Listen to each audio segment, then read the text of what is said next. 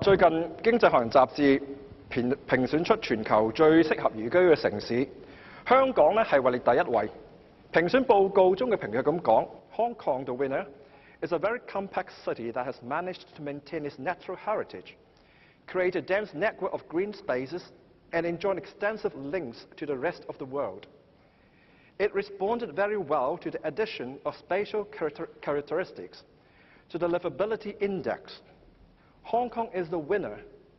because I chose to give prominence to spatial characteristics. 好嘅，呢個係佢嘅 report 入邊嘅第6頁所講嘅。嗱，大家可以見到咧，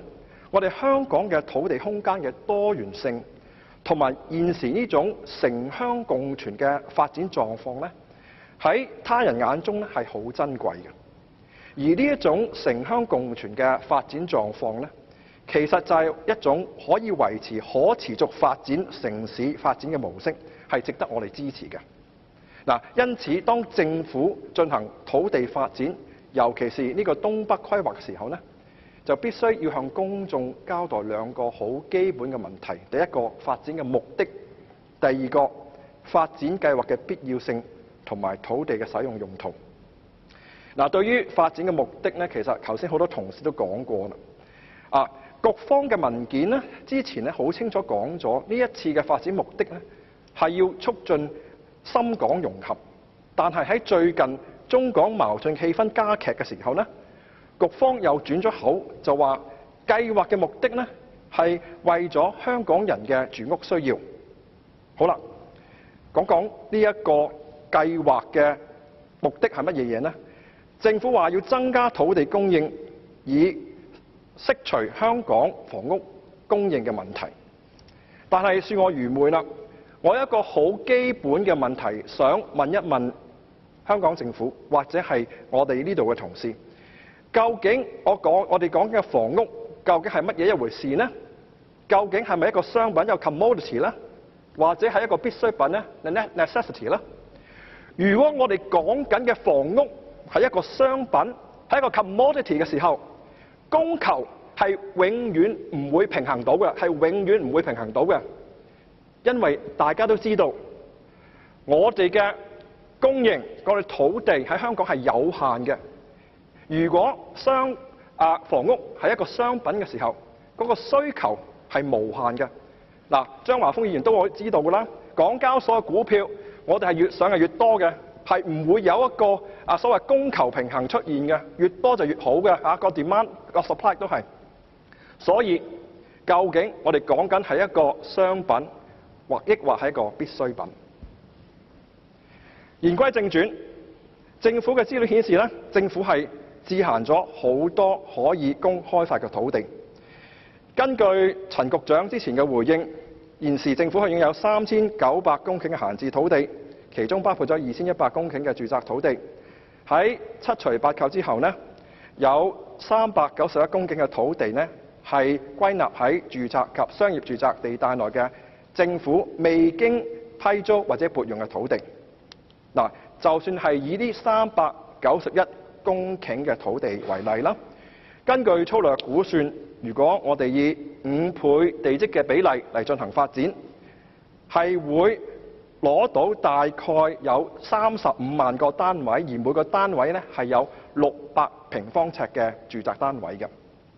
而即係話呢，如果我哋發展咗呢391公頃嘅時候呢，呢個發展量呢係會係東北新界發展區預計建屋量嘅6.5倍，而亦都可以滿足今日喺公屋嗰度輪候緊個20萬個家庭嘅需要。再舉另外一個例子，最近報章就報導咗3個政府宿舍荒廢嘅情況。呢3個宿舍分別喺西營盤嘅已婚警察宿舍、觀塘同埋黃大仙嘅房署職員宿舍，分別已經丟空咗3至12年啦。粗略估計如果將呢個3個宿舍改建為住宅而個樓面面積其實係可以建築達至80萬方尺，足夠興建1600個約莫係6000尺嘅小型單位，亦都可以解決咗大概5000名市民嘅居住問題。究竟我哋嘅政府係咪真係冇土地去發展呢？我想請當局向立法會交代嘅數字，究竟全港有幾多嘅政府物業呢係處於空置狀態嘅呢？而呢啲處於空置狀態物業入邊呢，有幾多係可以改變作為住宅用途嘅呢？因此喺討論呢個東北發展當前嘅問題上呢，我係要求發展局呢每半年向立法會嘅發展事務委員會提交香港嘅土地使用數據，包括閒置嘅政府土地面積、政府物業嘅使用狀態、新增嘅可發展土地同埋勾地表嘅土地面積同埋位置。因此呢，我覺得東北嘅規劃要2020年呢先可以建造好呢，其實遠水係唔能夠救到近火嘅。我認為呢，政府應該優先考慮發展市區同埋鄰近市區嘅政府閒置土地，因為其配套嘅設施已經係好齊備，亦都呢係唔涉及收地嘅賠償，應可以取得較佳嘅發展效果。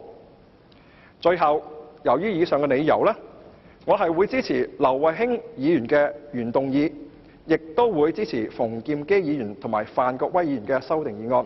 要求撤回新界北東北發展區規劃嘅建議。主席，我謹此陳辭。